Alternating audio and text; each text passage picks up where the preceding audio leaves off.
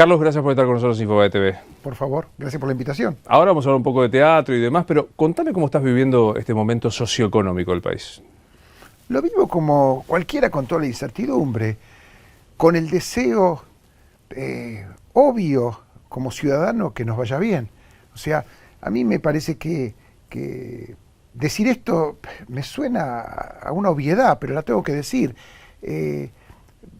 Entiendo que aquellos que trabajamos en este país, que vivimos, que tenemos familia, ¿qué tenemos que pedir? Lo mismo que pedía antes. Yo en el gobierno anterior pedía que al gobierno le vaya bien. Me gustaban las cosas buenas y no me gustaba lo que no me gustaba.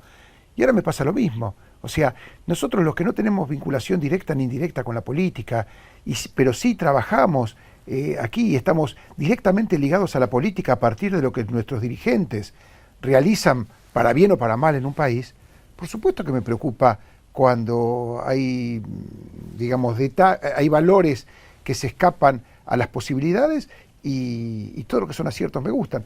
Concretamente, soy prudente, trato de esperar, hay señales que me inquietan, trato de, los que tenemos la posibilidad de estar ante una cámara y con un micrófono, creo que necesitamos más prudencia que aquel que está en el bar de la esquina y puede decir cualquier cosa en privado o charlando entre amigos.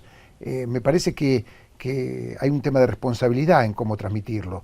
Y en ese sentido, así como no me gusta tirar cañitas voladoras de alegría, tampoco me gusta tirar petardos para que a nadie le vaya mal. Pero es un tema de buscar el sentido común, nada más. Eso me parece muy interesante, ¿no? Respecto de la responsabilidad de quien está en los medios. Yo digo que el tema de la grieta, que ya hemos charlado muchas veces, está como mucho más a flor de piel este año que el año pasado. Me parece que hay un nivel de intolerancia con la opinión del de enfrente mayor. No sé cómo lo ves. Yo estuve en este mismo sillón contigo hace un tiempo y yo dije en aquel momento, y lo charlamos después en privado, una frase que me surgió, que fue decir que la grieta, estoy convencido como argentino de 59 años que existió siempre, pero que tenía mejores jefes de prensa. En aquel momento lo dije en tiempo presente, pero tiene mejores jefes de prensa. Yo también creí que con el cambio de gobierno, el cambio de tendencia, podía eso disminuir. Y coincido con vos que lejos de disminuir creció. Pero ahí me di cuenta hace muy poco tiempo que más que estar en la base de la población, está en los medios. Y a partir de estar en los medios, lo definí como un buen negocio de los medios. Estoy convencido que la grieta no va a desaparecer mediáticamente mientras sea buen negocio para los medios. Y lo puedo ejemplificar. Lo ejemplifico primero en la cantidad de periodistas estrellas que hacen de la grieta su mejor contrato, que hacen de la grieta su continuidad laboral, que hacen de la grieta su protagonismo para satisfacer su ego, que hacen de la grieta, de la antigrieta a la grieta, o sea, permanentemente estar diciendo con una mano una cosa para con la otra hacer lo contrario, provocar para que la grieta siga. Ese tema me parece que requiere por parte de la comunidad de los medios una responsabilidad que yo creo que el ciudadano de a pie a la larga se empieza a dar cuenta. Se empieza a dar cuenta que ¿cómo puede ser que se preocupen tanto? Digamos, la grieta creo que fue un término que impuso la nata, ¿no? O sea, como, perfecto. En un momento, pero ¿cómo se ahondó? ¿Cómo la compraron todos o tanta gente? Y fundamentalmente decía entonces, el otro día un directivo de televisión abierta me contaba que acá se mezcla con otro problema, que es el problema del rating, el problema de la audiencia. La grieta vende. Me contaban, por ejemplo, que unos minutos de la excavadora que se pasaba como un sinfín mostrando si aparecía dinero de Baez en el sur, hacía crecer 3 puntos el rating. Por lo tanto, desde la artística del canal le decían, seguí con la excavadora, volvé con la excavadora, pero ya no buscando lo ideológico o lo político la excavadora, es simplemente porque la audiencia le vende el tema. Entonces me parece que mientras para los medios y para ciertos periodistas la grieta sea negocio, vamos a tener mucho tiempo de grieta. No pasa por el gobierno, incluso aunque el gobierno trate de bajarla. Creo que va a seguir. Ahora, vos sabés que yo comparto, digo, y en algunos casos me siento entrampado, porque yo no milito en la grieta, milito en la argumentación, que como vos decís, a veces sí, a veces no. A la misma persona le puedo decir, en esto sí, en esto no, y no siento que esto sea ni navegar a dos aguas, ni ser gris, ni mucho menos, sino argumentar sobre el tema. La pregunta sería, como vos decís, si esto rinde, ¿es solo responsabilidad de los que agrietan la grieta o también de los que consumen eso? Pero eso es un tema que arranca con la historia, con la humanidad. O sea, sería lo mismo que decir, si yo en este momento charlo con vos, damos un nivel de interés a esta charla. Pero si yo tomo este vaso y te lo tiro en este momento, mañana estamos en todos los medios, no estamos en Infobae. ¿Qué hago? ¿Lo tiro para estar en todos los medios y que digan como crédito que en Infobae un entrevistado le tira el agua al entrevistador? No, yo creo que no. Yo creo que tengo que dejar el agua y decir, y bueno, al que le interese lo que estamos diciendo, que le interese, y al que no, no. Pero también estoy convencido que si yo te tiro el agua, lo estoy usando como metáfora, claramente, duramos menos. Tiene que ver con aquellos en la vida, en mi profesión del teatro, no te cuento cómo lo vivo, que están buscando la foto del momento y no la película completa. Yo hace 41 años que me dedico a esto y busco la película completa. Y para buscar la película completa, mi manual de estilo me dice que no te tengo que tirar el agua. Primero porque no lo siento, porque no corresponde. Pero además porque a mí no me serviría mañana estar en todos los medios mostrando cómo te tiro el agua. Porque seguramente ese mismo acto, 3 días después, empieza a convertirse en un boomerang para mi propia persona. No sé si queda claro. Claramente, entonces te contesto a eso, que ir por el lado de las audiencias, cuando sabemos que las audiencias se pueden manipular de una manera maravillosa, para bien o para mal. Y en este país hemos pasado tantas veces, y como en el mundo, ¿no? El diario más importante de Estados Unidos logró convencer a una población que había en Irak armas químicas, y después piden disculpas una vez que pasó. ¿Cuántas veces pasó eso? ¿Cuántas veces hicieron campañas sucias sin importarme de qué lado, contra personas y contra partidos, nada más que porque había una elección o porque en ese momento había que debilitarlo, para después pedir disculpas? Te digo la verdad, empieza a costar mucho poder mirarnos de frente con algunos periodistas sin ver que sean opiniones esponsoriadas. Una frase que también decía el año pasado, muchachos, no es así, no es así. O sea, puedo entender, reitero, en ese combo que dije hace un ratito, de todo lo que le provoca, pero acá no estamos hablando del programa Intrusos. El otro día le dije a Jorge Rial, si no hay grieta en el espectáculo, carecen de sentido muchos programas de este estilo. Pero en el espectáculo, el problema es que ahora el espectáculo lo han pasado a cosas que tienen que ver directamente con nuestro acervo de vida, tienen que ver con la vida del ciudadano. Me parece en ese sentido que hay una farandulización de la política hace rato, que ahora te diría que tomó un cariz peor en ese sentido, que es esto de hagámoslo pelear porque pelear rinde. Eso, chicos, es del espectáculo, no era de la alta política y mucho menos del alto periodismo. Y ahí hay algo que es interesante, que es la resistencia que uno como periodista debe ejercer para no farandulizar la comunicación. Pues digo, es lo mismo que si tenés Twitter. Si vos haces un tweet, haces un tweet y un tweet pensado, un tweet que le sume a algunos, por supuesto tiene mucha menos repercusión que qué sé yo, en nuestro ambiente. Vos que sos un teatrero, pero de aquellos. Si yo te cuento qué hace Pepe Soriano, tiene tantos retweets. Pero si yo te cuento que con Vicky Zipolitakis vamos a hacer una comedia que se llama ¿Dónde está la pilota?, tiene mucho más. Sin duda. Entonces, de nuevo, ¿qué hago? ¿Trabajo con Pepe Soriano o hago una comedia que se llame ¿Dónde está la pilota? Es una decisión de vida. Y en ese sentido, la credibilidad de todos, en la función de cada uno, yo creo que es muy importante. Por eso te hablaba de ver la película completa y no la foto. Me parece que yo soy un admirador del periodismo.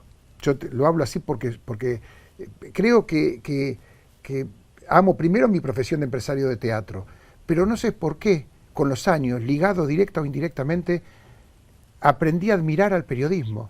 Y como admiro al periodismo, cuando, como en mi propio gremio, cuando un empresario o un actor crece, yo lo sigo y cuando mete la pata, para decirlo en términos de los chicos,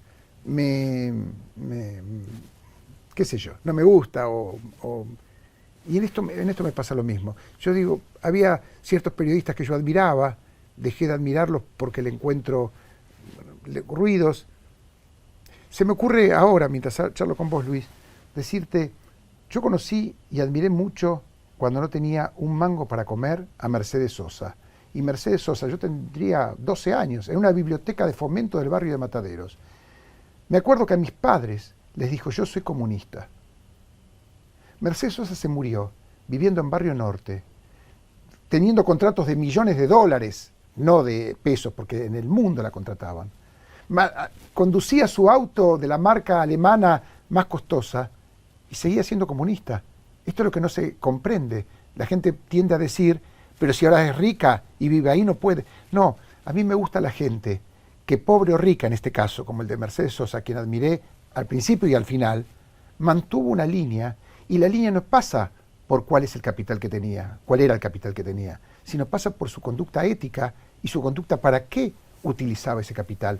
No sé si está claro. Claramente. Este ejemplo que doy lo paso a muchos casos de cualquier gremio, porque si no parece que vengo acá para hablar del gremio que vos, en el que vos pertenecés y no yo, y me siento medio un intruso en eso, pero tiene que ver entonces, te decía, con que cada uno podamos expresarnos honestamente y sin dejar de satisfacer nuestras necesidades personales, comerciales, artísticas, la que quieras, familiares, desde ya, antes que ninguna, pero no traicionando algún espíritu que lo traemos de cuna. Se entiende. Intento no ahondar no meterme en ese negocio de la grieta, ni ser indiscreto, pero no puedo dejar de preguntarlo. Vos hablaste de algunos periodistas que admiraba, ¿sí? ¿Te referís a alguno en particular? A mí se me ocurre, por ejemplo, una persona que me animo a nombrarla porque me llevo muy bien, que es Majul. Yo me llevé siempre bien con Majul y me llevo bien con Majul. Es más, si nos ve, él puede dar fe de eso. Me parece un productor. Es más, yo Majul siempre lo llamé el tábano, porque conozco muy pocos productores como él. No hay. Realmente de gran admiración. Y de golpe lo veo creciendo en lo suyo, pero creciendo a partir de tener la obligación de tirar el título, no importa si después ocurre o no, la obligación de tener que primerear, que poder saber lo que va a pasar mañana siempre. Y la verdad que en la vida yo no creo que se pueda saber siempre, porque en definitiva el periodista es un ser humano y el periodista tiene una línea que mantener siempre. Me parece que en ese sentido, cuando uno pone por delante sus propias apetencias personales, por ejemplo en mi caso, si yo no voté a este gobierno, yo empecé diciéndote en esta nota que yo lo único que quiero es que le vaya bien a este gobierno. Me parece una aberración si alguien, porque no lo votó, le desea otra cosa. Es más, y si le desea otra cosa me da una sospecha, que creo que empieza a querer estar prendido en otro gobierno. Porque a mí, ¿por qué? ¿Cuál sería mi beneficio como ciudadano que le vaya mal? Al contrario. Al contrario, si alguien quiere que le vaya mal, me hace sospechar. ¿Viste el episodio de la entrega de los Martín Fierro con Jorge Lanata, enojado además? ¿Tenés alguna opinión de eso? Lo mismo. Creo que acá hay un tema que no queda claro. Yo tengo una versión y la otra. A lo mejor vos la tenés más clara. La versión mía me dice que no lo chiflaron a Jorge Lanata cuando subió, sino cuando él dice, bueno, ya comieron, ahora puedo empezar, y empieza la provocación. La versión que escuché de Lanata, anoche justamente, fue que lo silbaban antes. Ahí tenemos una diferencia de concepto muy grande. De concepto muy grande. Me parece que no es menor. Ahora, más grave aún me parece cuando él dice que lo que le preocupa no son los pocos que lo silbaron, sino los que hicieron silencio, dando a entender que los que hicieron silencio están de acuerdo con él. Si yo hubiese estado sentado ahí, no lo hubiese silbado nunca, pero tampoco estaría de acuerdo con él. Pertenecería a los que hacemos silencio, pero no podés, por hacer silencio, tomar como que yo pertenezco a los que creen que lo que él está haciendo desde un micrófono, una cámara, está bien. en ese momento. Sí, claro. No en su programa de televisión. No sé si queda Sí, claro. yo estaba ahí y creo que estábamos nominados juntos y yo también permanecí en respetuoso silencio porque me parecía que no era un lugar. Y Vos estarías en ese gran grupo, casi todos, que sos cómplice de no sabemos qué. Simplemente por guardar las formas y seguir una transmisión festiva, en definitiva, a los efectos de un premio de la industria televisiva, y que creo que no era el lugar. Porque, o sea, de nuevo, ¿pero fue negocio? Fue negocio. Yo me quedé pensando mucho con esto que vos decías del negocio, porque yo me aburrí de este negocio de la grieta y demás. Aparte porque te autocensura, porque si vos tenés que elogiar a Marcos Peña, entonces porque estás con Marcos Peña. Si tenés que decir la asignación universal por hijo fue una gran decisión, entonces estás trabajando para el kirchnerismo. Y todo el mundo dice, bueno, si te... Pero ayer hice un programa de televisión en otro canal, y yo decía al aire, ahora yo salgo y empiezo a recibir los mensajes en redes sociales. Los que entendieron una cosa me gritan, los argumentos son más o menos los menores, sos pelado. O sea, no sé qué tendrá que ver, pero bueno, más o menos esos son los argumentos, para no decir ninguna cosa peor, ¿no? Sos pelado. Pero lo gracioso es que los que entendieron una cosa te dicen sos pelado y los que entendieron la otra te dicen sos pelado. Es más fácil, sí, soy pelado. Claro. O sea, hablemos de los argumentos. A ver, pero ¿no te pasa eso que se debate del quién y no del qué? Pero, o sea, digamos, que es tremendo. Por eso te dije hace un segundo, sin importarme de qué gobierno, que el ciudadano de a pie, los que laburamos en cualquier actividad, necesitamos que nos vaya bien, los que tenemos familias acá, los que queremos, vivimos en Argentina y queremos...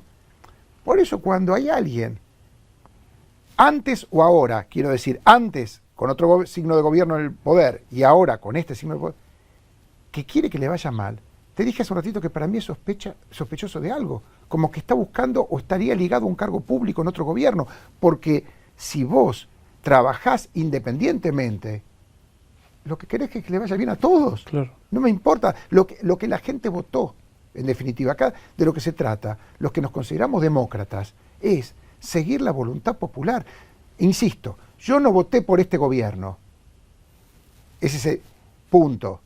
Quiero que este gobierno le vaya 100 puntos. No, son dos cosas diferentes. Me parece que este es el problema que también tenemos, esta cosa de sos de acá o sos de allá. ¿Y qué se te ocurre algún casi como dos borrachos sentados en un bar? ¿Se te ocurre un camino para desandar este disparate?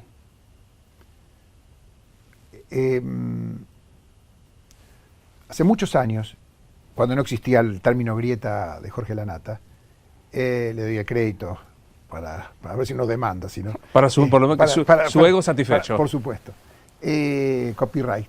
Me acuerdo que decía que la televisión, por ejemplo, tenía la obligación que estar por delante de las cosas, que yo creía que era una falacia. Hablábamos del espectáculo en ese momento, y yo decía que es un gran pretexto decir que la televisión muestra la realidad. No, yo creo que no. Yo creo que desde el momento que son todas emisoras del Estado, llamamos privadas, pero en definitiva tienen códigos de regulación. No es una casa privada la televisión y la radio, los medios, la radiodifusión pertenece al Estado y está concesionado a partir de cumplir ciertos pliegos.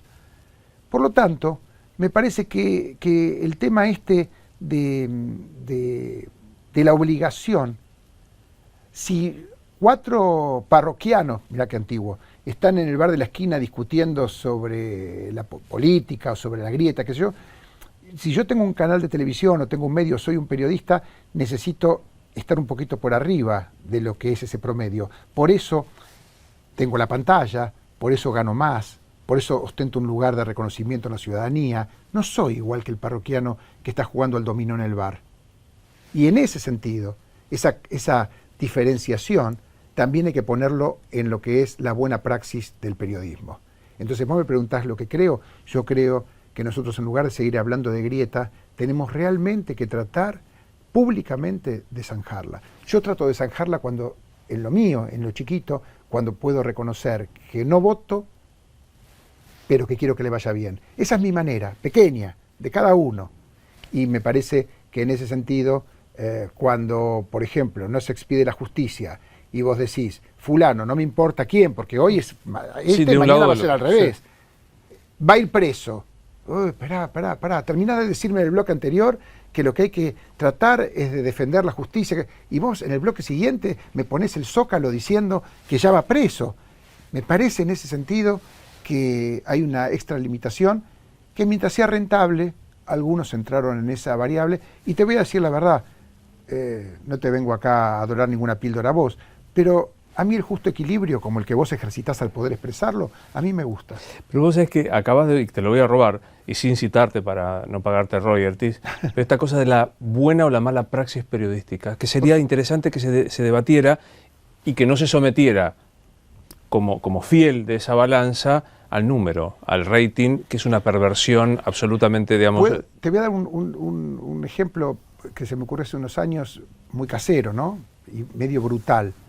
Me preguntaba si un médico cirujano, una eminencia médica cirujano, es hijo de desaparecidos. Y le tocaba llegar a su quirófano a un represor. ¿Cómo tenía que operarlo? Y yo dije, con su buena praxis. Tiene que tratar de salvarle la vida. Porque esa es la buena praxis de ese cirujano, incluso sabiendo que sus padres fueron desaparecidos en órbita de ese represor. Una vez salvado, que tenga todo lo que tenga que hacer contra ese señor, pero en la camilla de quirófano hay que salvarlo. Esa es mi forma brutal de entender esto que estoy diciendo. Es más que gráfico. Y como dice un amigo mío, que es Gabriel Rolón, cuando se discute, pero no rinde, no mide, que yo qué, y lo cita Spinoza y dice, hay talentos de los hombres que no están sometidos a comicios. Digo, bueno, si esta charla es menos atractiva que el vaso por la cabeza, bueno, habrá que seguir, acá sí, militando en la charla y no en el vaso, ¿no? Totalmente. Igual te recomendaría que a algunos invitados no les sirvan agua. Sí, porque algunos van a... alguna experiencia tenemos. Claro. La semana pasada estuvo ahí sentado Javier Faroni y habló de la dificultad de la producción de teatro. Es más, me contaba que baja una marquesina de tantísimos, que es tuya, creo. Sí. ¿Y cómo lo estás viviendo? ¿Cómo lo estás sintiendo esto? Con la misma prudencia. ¿En qué sentido? Primero porque me cansé estos días de decir donde pude, que nosotros porque tenemos el micrófono y la pantalla, pero en definitiva le pasa a tantos ciudadanos de a pie y le pasa al pequeño comerciante y casa de familia. Y en el caso de nuestra actividad, la divido en dos vertientes: la del teatro independiente, que no es un negocio, no son negocios, ni son casa de familia, y que creo que hay que ponerle atención urgente. De hecho, ya el gobierno de la ciudad, a través de lo pérfido, la semana pasada les dio un subsidio a las salas más pequeñas, a 80 y pico de salas, creo que están registradas a través de Proteatro, y me parece bien. Por ejemplo, les dio 50.000 pesos por el año, que representa unos 4.000 y pico pesos por mes, pero en esas cifras, esos lugares, con 4.000 y pico de pesos por mes les hace. Fíjate vos cómo es chiquitito de lo que se trata. Y en el caso del circuito nuestro, tenemos que verlo porque ahí tenemos otro tipo de dificultad. La más lógica para mí fue, yo en lugar de ir a pedirle demasiado a papá Estado, siguiendo mi lógica de no tener dependencia con ningún Estado, ningún gobierno, de acá para atrás ni de acá para adelante, lo que hice fue decir, bueno, si esta marquesina gasta mucho, bajo la marquesina, vuelvo al sistema de antes, donde no era ni mejor ni peor la obra porque está iluminado con un vinilo con unos reflectores de luz. Me parece sí que cuando amaine un poco la cosa, habrá que charlar por algunas particularidades que tiene la profesión, como que no se gasta tanta energía, pero se gasta toda junta en un horario pico. Creo que pasa más por ahí, porque tampoco sería justo que estemos pidiendo para una actividad tan brillante usar energía con otro precio, cuando en realidad hay otros que no pueden hacerlo. Claro. Por eso digo, ponerle un poquito de sentido común. Lo equiparo hace muchos años atrás, en el año 89, dije lo mismo cuando apareció aquel tarifazo, y yo salí a defender a los lavaderos de autos, que no tengo nada que ver, pero por una cuestión lógica dije, el agua de ese lavadero es la materia prima para su negocio. Chicos, atiendan mejor a lo del lavadero que a nosotros, porque lo del agua están jorobados. Claro. Sin agua no hay lavaderos. Total. Bueno, es un poco eso, ver cada particularidad, porque algunas actividades comerciales tienen ciertos vericuetos que hay que resolver. ¿Qué viene de la producción tuya de teatro? ¿En qué andás? Viene menos este año, viene menos. No sé si tendrá que ver o no con esto, pero hay menos. Es la primera vez, estando a poco de terminar mayo, que no hay un estreno previsto para Mar del Plata 2017, cosa que no me pasó nunca en 40 años, me preocupa. no se puede anunciar. Se lo pregunto a los periodistas de espectáculos si alguno anunció algún espectáculo para estrenar, no para continuar alguno que está en cartel. Me preocupa. Y también ayer me enteré, charlando con un funcionario en un programa de televisión, porque es donde los cruzo a veces, le daba un ejemplo que me preocupó de un productor que me decía, entre producir una comedia que me cuesta 1,5 millones de pesos, más, peso menos, y tener el riesgo del éxito de siempre, prefiero, si tengo ese dinero, comprarle vaca el martes. Y eso se lo planteé, y además me enteré que dentro del propio gobierno hay alguna diferencia con eso, lo han dicho públicamente, y me parece bien que la haya, la diferencia, porque ese tema de la demanda y la producción, seguramente, por lo menos a mí me preocupa más que el tarifazo, porque el tarifazo, como lo llaman normalmente, si viene acompañado con más consumo, se diluye. El problema es la conjunción de tarifas y con bajo consumo. Y me parece que en ese sentido es una cosa que no tengo dudas que, por buena fe, el gobierno va a tener que tomar cartas al asunto rápidamente, porque si no se va a terminar dando lo que dijo como lapsus Lilita Carrió cuando dijo el tercer semestre. Y me parece que de a poquito el otro día nuestro presidente, ya cuando habló del año que viene, me parece que le dio la razón a Carrió cuando habló del tercer semestre. Es un gusto verte siempre, gracias. Por favor. Que sigas bien. Así seguimos.